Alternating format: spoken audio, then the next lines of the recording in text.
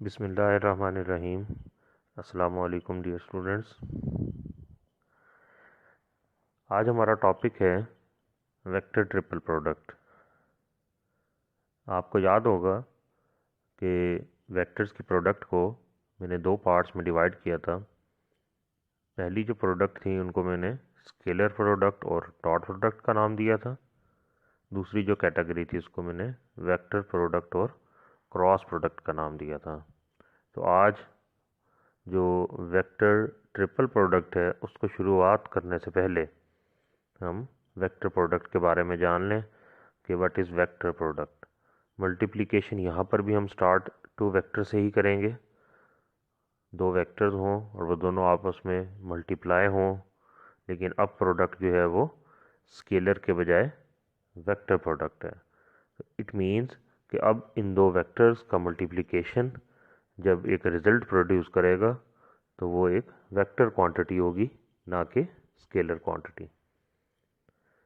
और इस vector product को क्रॉस प्रोडक्ट का नाम भी दिया जाता है।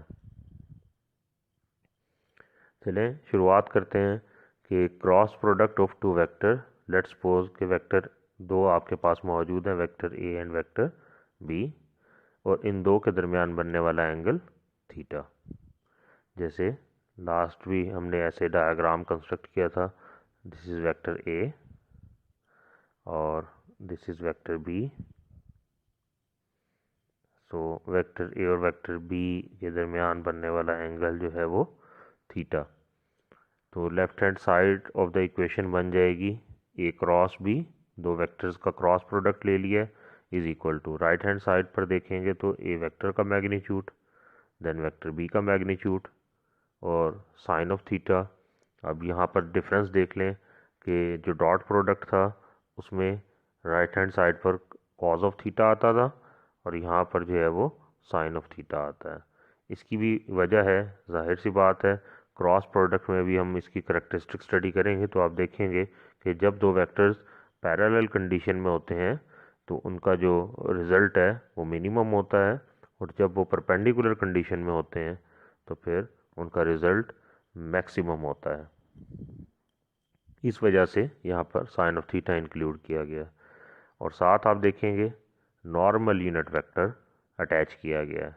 हालांकि लास्ट डॉट प्रोडक्ट के अंदर ऐसा नहीं था। इट मीन्स अब right hand side of this equation is now a vector quantity. ये एक वेक्टर क्वांटिटी बन गई है। और अभी मैंने स्टार्ट में कहा था कि जब हम दो वेक्टर्स को मल्टीप्लाई करेंगे तो रिज़ल्ट एक वेक्टर क्वांटिटी ही आएगी। तो लिहाजा राइट हैंड साइड पर जो अब इस वक्त आपको पार्ट लिखा हुआ नज़र आ रहा है इस इक्वेशन का is a vector quantity.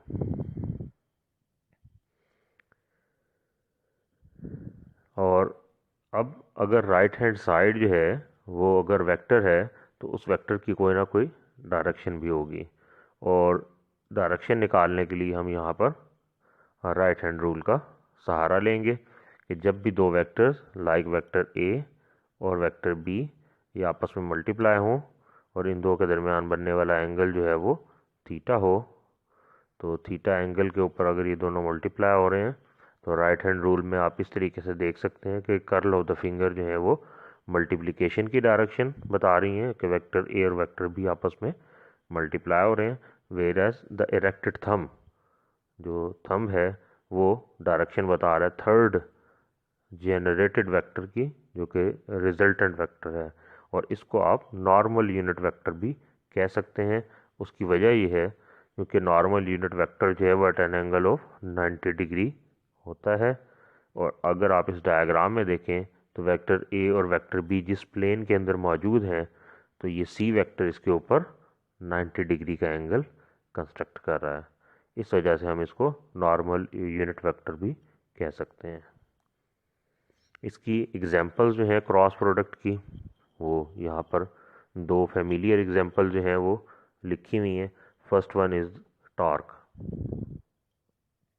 Torque is the cross product of moment arm. Moment arm जो है वो आर से रिप्रेजेंट होता है, the distance from axis of rotation to the point of force at which at that point force is being applied. कि जहाँ पर force लग रही है वहाँ तक का जो फासला है उसको आप मोमेंट आर्म का नाम देते हैं। ये एक्सिस ऑफ रोटेशन है और इससे वहाँ तक का फासला जहाँ पर फोर्स एक्सर्ट हो रही है उसको आप मोमेंट आर्म कहते हैं। और एफ जो है वो फोर्स है जो उस पॉइंट के ऊपर एक्सर्ट हो रही होती है। तो क्रॉस प्रोडक्ट में आपको ये जहन में होना चाहिए कि जब हम क्रॉस की अलामत को ख़त्म करेंगे तो आर का मैग्नीट्यूड, एफ का magnitude and then sine of theta, और साथ जो है वो नॉर्मल यूनिट वेक्टर अटैच कर दिया। सेकेंड एग्जांपल में देख लें। यहाँ पर आप देख सकते हैं कि ये एक एंगुलर मोमेंटम जो है वो लिखा गया है। एंगुलर मोमेंटम को अलामत एल से जाहिर किया जाता है, that is the cross product of. इसी तरह यहाँ पर आर पोजीशन वेक्टर और पी जो है वो मोमेंटम जो कि लीनियर मोमेंटम होता है, इनका क्रॉस प्रोडक्ट है। और अगर हम इसको हल करें तो अगेन आर का मैग्नीट्यूड आ जाएगा, पी का magnitude, then sine of theta, and again last में जो है वो नॉर्मल यूनिट वेक्टर इसके साथ अटैच कर दिया गया है। इसकी करैक्टरिस्टिक की जानिब चलते हैं कि क्या खसूसियात हैं। देन इसमें जो नंबर 1 करैक्टरिस्टिक सामने आ रही है उसमें अगर आप देखें तो वही इक्वेशन, बेसिक इक्वेशन जो है वो लिखी हुई है, A cross B is equal to A B sine of theta. अब यहाँ पर नॉर्मल यूनिट वेक्टर के साथ अगर आप देखें तो पॉजिटिव साइन जो है वो लगाया गया है। यहाँ पर ये जो डायग्राम है बनी हुई, इसको अगर आप देखें ये डायग्राम, तो इसमें ये वेक्टर ए वेक्टर बी से मल्टीप्लाई हो रहा है एट एन एंगल थीटा, और ये किस डायरेक्शन में जा रहे हैं, एंटी क्लॉकवाइज डायरेक्शन में। और इरेक्टेड थंब जो है वो अपवर्ड मौजूद है। तो अपवर्ड डायरेक्शन अगर पॉजिटिव कंसीडर की जाए तो नॉर्मल यूनिट वेक्टर जो है उसके साथ पॉजिटिव साइन लिखा हुआ है, लेकिन इसका उलट भी है। अगर हम क्या करें, वेक्टर बी को अब वेक्टर ए से मल्टीप्लाई करें। अब इस सूरत में देखें, इस डायग्राम में आपको थीटा जो है वो किस डायरेक्शन में नज़र आ रहा है, क्लॉकवाइज डायरेक्शन में। तो नतीजा ये होगा कि अगर अब इस क्लॉकवाइज डायरेक्शन में आप कर्ल ऑफ द फिंगर को लेके जाएं तो इरेक्टेड थंब जो है वो ऑटोमेटिकली डाउनवर्ड चला जाएगा, जो कि पहले अपवर्ड था पहली डायग्राम में। तो यहाँ पर अब अगर आप इक्वेशन देखें इसकी, तो बी क्रॉस ए जो है that is equal to B A sine of theta and minus N यहाँ पर। तो दोनों में डिफ्रेंसिएशन ही यही है कि यहाँ पर पॉजिटिव नॉर्मल यूनिट वेक्टर और यहाँ पर नेगेटिव, दोनों की डायरेक्शन एक दूसरे का रिवर्स है, अपोजिट इन डायरेक्शन है। तो अगर आप यहाँ पर देखें तो दोनों की इक्वेशन हम लिख सकते हैं, B cross A is equal to B magnitude A magnitude sine of theta minus normal unit vector. अगर हमने इसको पॉजिटिव नॉर्मल बनाना है तो हमें दोनों इक्वेशन के बोथ एंड पर नेगेटिव साइन से मल्टीप्लाई करना पड़ेगा। अब आप देखें लेफ्ट हैंड साइड जो है वो नेगेटिव में आ गई है और राइट हैंड साइड जो है वो पॉजिटिव बन गई है। अब हम इसको इस इक्वेशन से कंपेयर कर सकते हैं ए क्रॉस बी की। तो राइट हैंड साइड अब दोनों की सेम हो गई, इसका मतलब है फिर लेफ्ट हैंड साइड भी सेम होगी। तो उन दोनों को अगर हम इक्वेट करते हैं तो यहाँ से इक्वेशन देखें, A cross B is equal to minus B cross A. इससे एक बात का अंदाज़ा हुआ कि क्रॉस प्रोडक्ट जो है वो नॉन कम्यूटेटिव है। लास्ट जो लेक्चर था उसमें हमने देखा था कि डॉट प्रोडक्ट जो है वो कम्यूटेशन को फॉलो करती है, A dot B is equal to B dot A आता था जी। और अब नेक्स्ट जो इसकी करैक्टरिस्टिक सामने आ रही है वो देखें कि अगर दो वेक्टर्स ए और B at an angle of 90 degree मौजूद हों, जैसा कि इस डायग्राम में आपको नज़र आ रहा है, वेक्टर ए और vector B at an angle of 90 degree, तो थीटा को आप उस इक्वेशन में 90 पुट कर दें, A cross B is equal to A B sine of theta into normal unit vector. Sine 90 पर इज इक्वल टू 1 होता है। और अब देखें कि ए क्रॉस बी का रिज़ल्ट जो है वो is equal to A B के बराबर आया है। मैंने लास्ट टाइम भी अभी थोड़ी देर पहले यही बात की थी कि आप देखेंगे कि जब दो vectors at an angle of 90 degree होते हैं तो रिज़ल्ट मैक्सिमम प्रोड्यूस करते हैं। इस वजह से आप देखें राइट हैंड साइड के ऊपर इक्वेशन ज़ीरो नहीं हुई, बल्कि कुछ ना कुछ आंसर उसका जो है वो मिल रहा है और वो बराबर है प्रोडक्ट ऑफ देयर मैग्नीट्यूड्स। तो इसको हम इन टर्म्स ऑफ यूनिट वेक्टर भी एक्सप्रेस कर सकते हैं। हमें ये याद है कि एक्स वाई और जी डायरेक्शन के अंदर जो यूनिट वेक्टर हैं उनको हम आई जे और के से एक्सप्रेस करते हैं। अगर हम उसका सहारा लें तो ये हमें याद है कि आई और जे हमेशा एक दूसरे के परपेंडिकुलर होते हैं, क्योंकि एक्स वाई जी एक्सिस जो हैं ये म्यूचुअली परपेंडिकुलर एक्सिस कहलाते हैं। तो आई को अगर हम जे से मल्टीप्लाई करें तो अगेन रिज़ल्ट जो है वो के पर रिड्यूस होगा।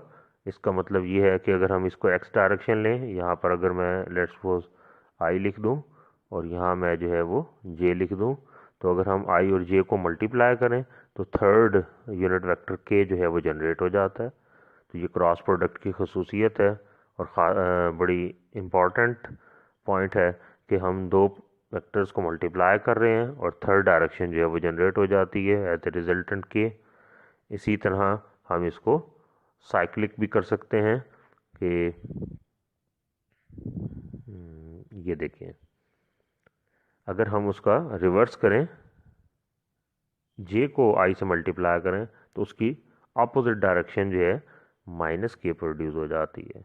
तो ये जहन में रखेंगे कि पोजीशन को चेंज कर देने से दोनों वेक्टर्स की उनकी डायरेक्शन जो है वो रिवर्स हो जाती है।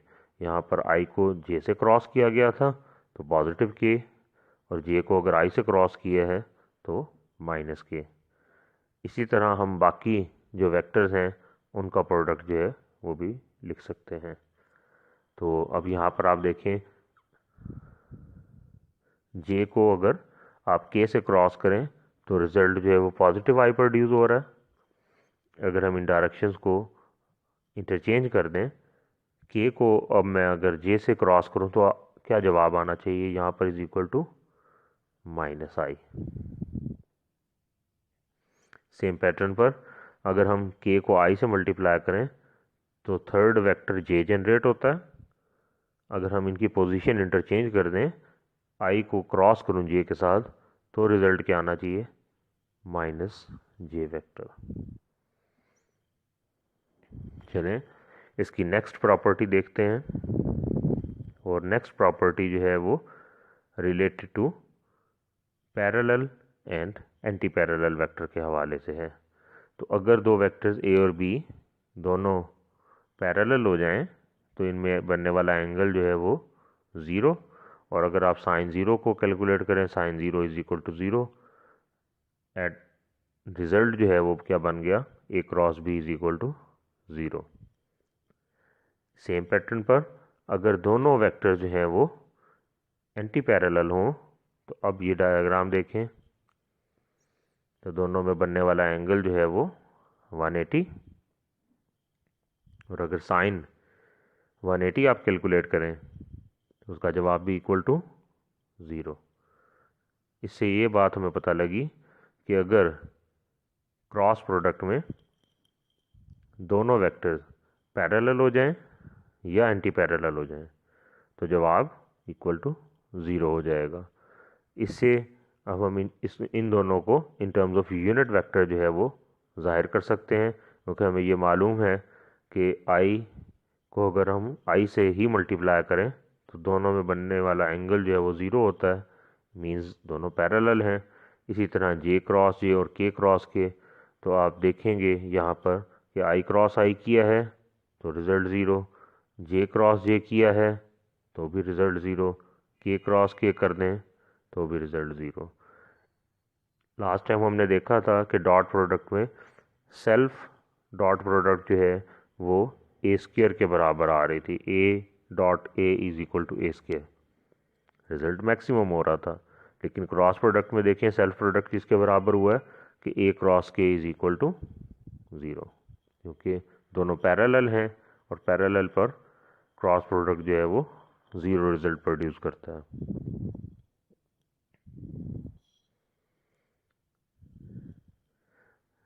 जी नेक्स्ट प्रॉपर्टी इसकी वो ये है कि हम इसको इन टर्म्स ऑफ रेक्टेंगुलर कंपोनेंट्स अगर देखना चाहें तो आप यहाँ देखें कि ये दो वेक्टर जो हैं वो एक्सप्रेस किए गए हैं, और फर्स्ट वन जो वेक्टर है वो है वेक्टर ए, उसको in terms of its component जो है वो लिखा गया है A x I plus A Y J plus ए जी के, और सेकंड जो वेक्टर है उसको भी इन टर्म्स ऑफ इट्स कंपोनेंट जो है वो एक्सप्रेस किया गया है।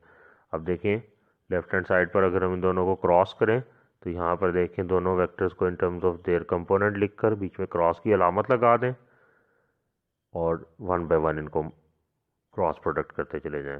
तो यहाँ से आप देखें कि पहले फर्स्ट टर्म को पिक करें ए एक्स आई और इसको मल्टीप्लाई कर लें तमाम नेक्स्ट बी वाले वेक्टर से, तो आप देखेंगे फर्स्ट टर्म क्या बन गई ए एक्स बी एक्स और आई क्रॉस आई।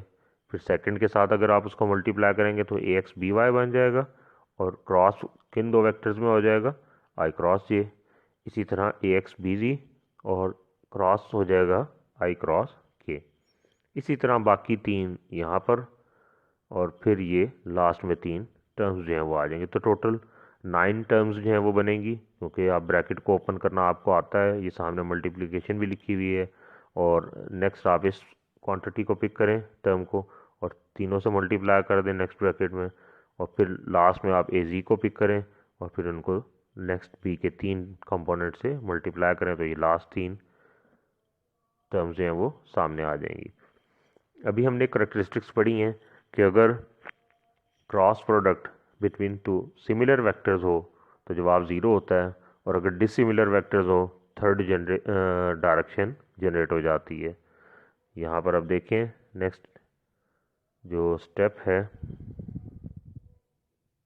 इसमें कि यहाँ पर जो सिमिलर डायरेक्शंस थी उसके अंदर जवाब सिफर होता चला जा रहा है। ये तीनों टर्म्स देखें यहाँ पर जवाब ज़ीरो, और जहाँ पर दो डिफरेंट डायरेक्शंस क्रॉस हो रही थी आई क्रॉस जे जे क्रॉस के क्रॉस आई, तो वहाँ per unit vector third direction को जनरेट कर रहे हैं और वो सारी क्वांटिटीज़ यहाँ पर एक्सप्रेस की हुई नज़र आ रही हैं। इसका मतलब है ये 6 टर्म्स जो हैं वो बच गई और बाकी 3 टर्म्स जो है वो ज़ीरो हो गई, और उनको रीअरेंज करके यहाँ नीचे इक्वेशन में एक्सप्रेस किया गया।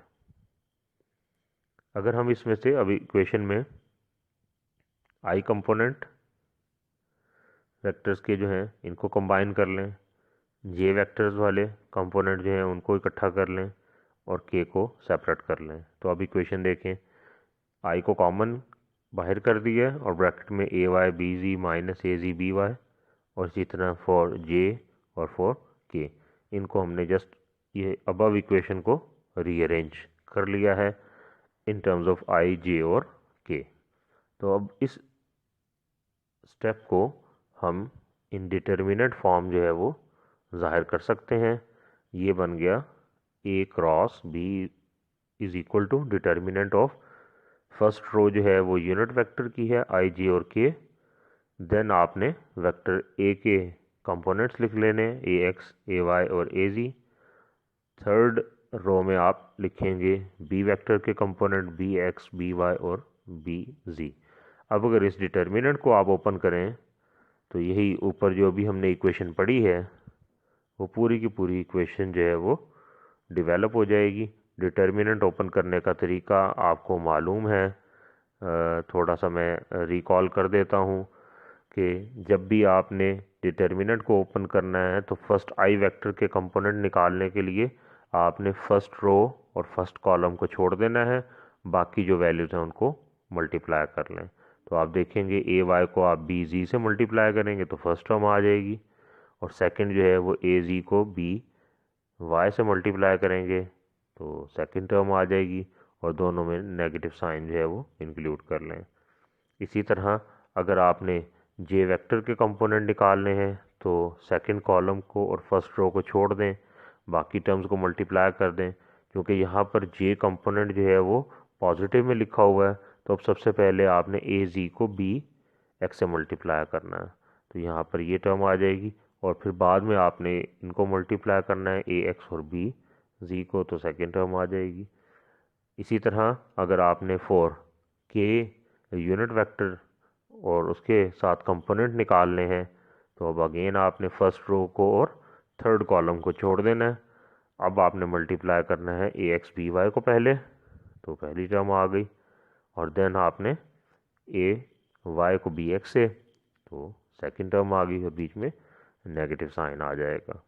तो ये इसकी प्रॉपर्टी कंप्लीट हो जाएगी। नेक्स्ट जो प्रॉपर्टी है वो एरिया ऑफ पैरेललोग्राम के हवाले से है कि अगर वेक्टर ए और वेक्टर बी में जो बनने वाला एंगल है that is equal to theta, तो अगर हम इसको यहाँ पर देखें कि एक डॉटेड लाइन कंस्ट्रक्ट करें ऐसे आगे की जानिब जो कि पैरेलल हो वेक्टर बी के, और इसी तरह अगर हम एक लाइन डॉटेड आगे प्लॉट करें इस साइड पर जो कि पैरेलल हो वेक्टर ए के, तो ये एक पैरेललोग्राम जो है वो कंस्ट्रक्ट हो जाएगी।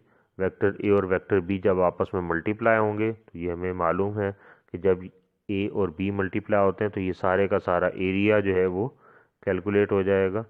इससे आप यहाँ देखें कि लेफ़्ट हैंड साइड पर लिखा गया है area of parallelogram is equal to vector A cross vector B, दोनों की क्रॉस प्रोडक्ट है। और अगर आपने एरिया ऑफ ट्राइंगल निकालना है तो ट्राइंगल हमें मालूम है, चाहे वो रेक्टेंगल हो, चाहे वो स्क्वायर हो, चाहे वो पैरेललोग्राम हो, अगर हम इनको हाफ कर दें तो एरिया ऑफ ए ट्राइंगल जो है वो निकल आता है। तो ये लास्ट में देखें area of triangle is equal to half A cross B.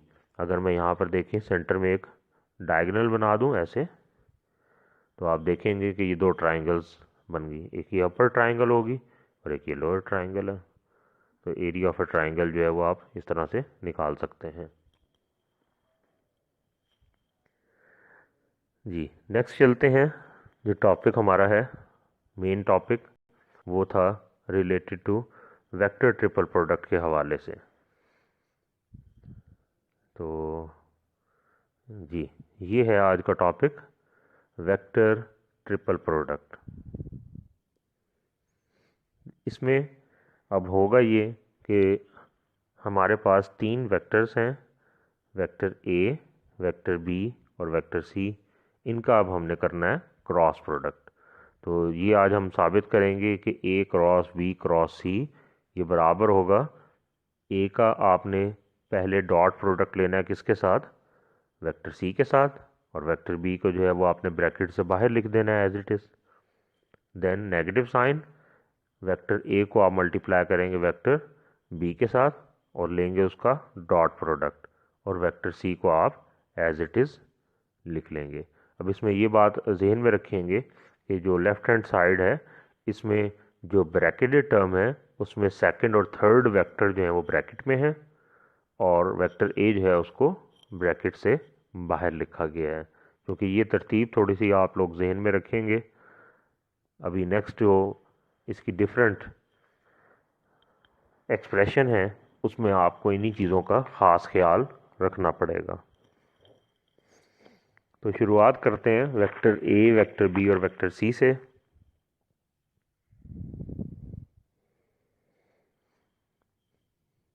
जी यहाँ पर देखें कि ये वेक्टर ए आ गया, इसके तीनों कंपोनेंट लिखे गए हैं ए एक्स, ए वाई और ए जी। इसी तरह वेक्टर बी जो है वो एक्स डायरेक्शन में है, तो इसका जे और के कंपोनेंट जो है वो इक्वल टू ज़ीरो कर दिया गया है। और सी वेक्टर जो है वो एक्स वाई प्लेन के अंदर लाई कर रहा है, तो सी एक्स और सी वाई तो लिखे गए हैं, जबकि जी कंपोनेंट जो है वो इसमें से ज़ीरो कर दिया गया है। हम तीनों वेक्टर्स को जब लिख लेंगे तो चूँकि लेफ़्ट हैंड साइड पर ब्रैकेट में सबसे पहले बी क्रॉस सी लिखा हुआ नज़र आ रहा था, तो हम सबसे पहले ब्रैकेट को सॉल्व कर लेते हैं। तो B cross C is equal to, ऊपर आप सबसे पहले यूनिट वेक्टर जो है वो एक्सप्रेस करें आई जे और के, देन उनके नीचे उनके कंपोनेंट्स लिख लें। तो बी एक्स तो आ जाएगा, जबकि बी वाई और बी जी की वैल्यू ज़ीरो हो जाएंगी। और इसी तरह सी वेक्टर के लिए जो कंपोनेंट बनेंगे वो सी एक्स सी वाई तो लिखे जाएंगे, जबकि सी जी जो है वो इक्वल टू ज़ीरो आ जाएगा। अभी मैंने ऊपर आपको तरीका बताया था कि how to solve this determinant, कि इस डिटर्मिनेंट को आप कैसे हल करेंगे, उसको अब यहाँ पर हल किया गया है, मैं दोबारा नहीं बता रहा। तो बी क्रॉस सी जो है इसका रिज़ल्ट अब देखें कि आई और जे कंपोनेंट जो है वो इसमें से एलिमिनेट हो गए हैं और लास्ट जो के यूनिट वेक्टर वाले कंपोनेंट हैं वो मौजूद हैं in terms of B X in C Y. अब चूंकि उस ब्रैकेट का हमने अगेन क्रॉस प्रोडक्ट करना था किसके साथ, वेक्टर ए के साथ, तो अब यहाँ पर आप देखें वेक्टर ए लिख लिया गया, बीच में क्रॉस की अलामत है, देन बी क्रॉस सी जो वेक्टर जनरेट हुआ है वो हमने यहाँ पर लिख लिया। अगेन इसको डिटर्मिनेंट की फॉर्म में लिखें तो टॉप जो फर्स्ट वन रो होगी वो तो यूनिट वेक्टर आई जे और के की होगी, देन वेक्टर ए को लिख लें और फिर बी क्रॉस सी से जो वेक्टर जनरेट हुआ ये वाला वेक्टर, इस वेक्टर को लिख लिया गया, उसके एक्स वाई और जी जो कंपोनेंट थे उनको हमने लिख लिया। अब इसका क्रॉस प्रोडक्ट भी डिटर्मिनेंट आप सेम पैटर्न पर जो तरीका अभी आपको बताया गया था उसी से आप इसको हल करेंगे और हल करने के बाद आप यहाँ देखें कि ये इक्वेशन आपके पास रह जाएगी कि जिसमें आप आई और जे यूनिट वेक्टर वाले कंपोनेंट्स जो हैं वो रिटेन हो रहे हैं, बाकी जो के कंपोनेंट था वो इसमें से एलिमिनेट हो गया है। यहाँ पर आकर आपने एक काम और करना है कि add and subtract A X B X C X in I unit vector, इसी इक्वेशन में आपने ऐड भी कर लेना है और सब्ट्रैक्ट भी कर लेना है।